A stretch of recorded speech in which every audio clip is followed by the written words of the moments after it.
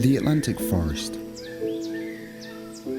Once an unbroken biome stretching along the eastern seaboard of South America that was at its height a quarter of the size of the Amazon. Isolated from other forests, unique ecosystems and species developed here that may be found nowhere else.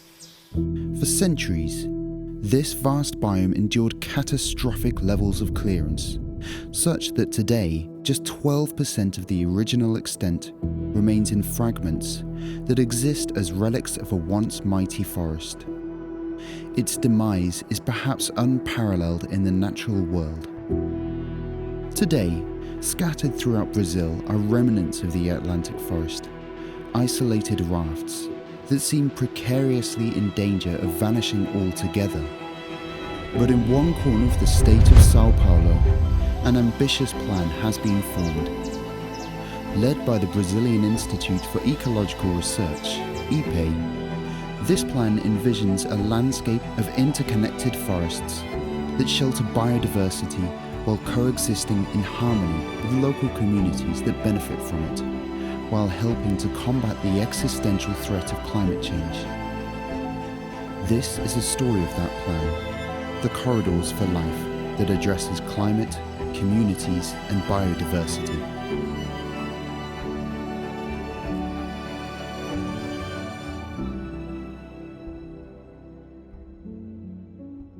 Pontal do Paranapanema in western Sao Paulo state contains the largest remnants of inland Atlantic forest in Brazil. For years, this forest was fragmented and lost to large-scale agriculture and cattle ranching. Beginning in the 1990s, people from the landless rural workers movement occupied the region, dramatically increasing the level of human density and pressure on the land. And while large-scale agro-ranching landscapes and human populations may at once seem impenetrable barriers to restoring the Atlantic forest of the region, they could in fact hold the key. Responding to the challenge, in 2010, EPA enacted a plan known as the Dream Map.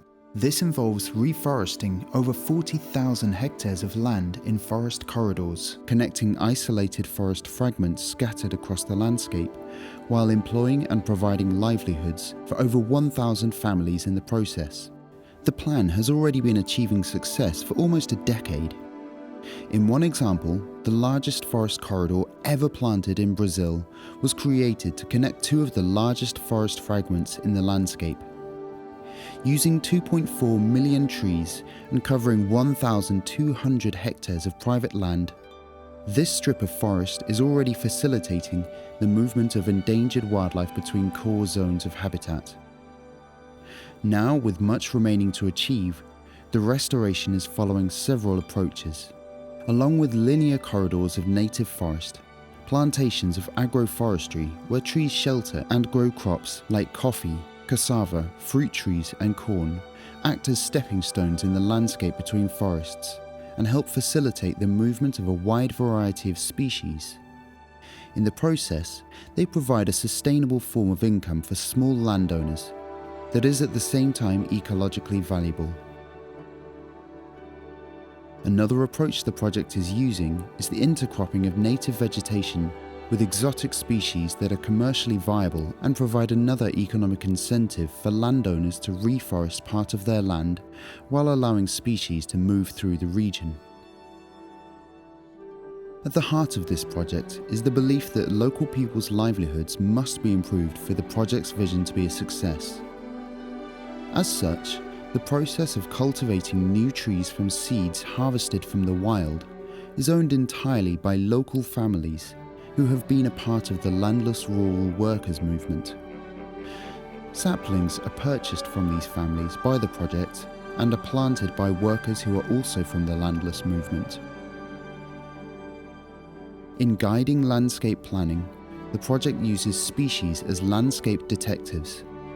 Endangered species, including jaguars, pumas, ocelots, tapirs, and the endemic and charismatic black lion tamarins, are used to provide spatial movement data that can both assess a corridor's effectiveness and help provide information to guide the planning of future corridors.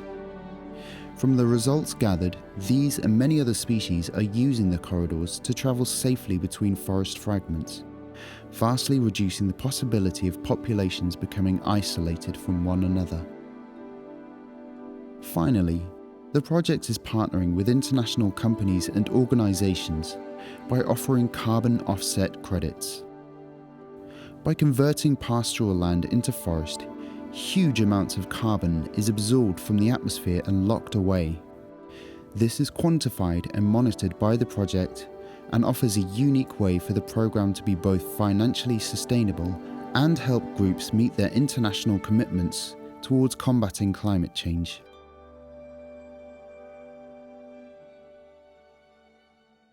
Already, so much has been achieved, and with the help of its partners and donors, the Corridors for Life initiative will continue on its mission to restore and preserve precious Atlantic forest biodiversity while providing socio-economic benefits for local people and help in the fight against climate change.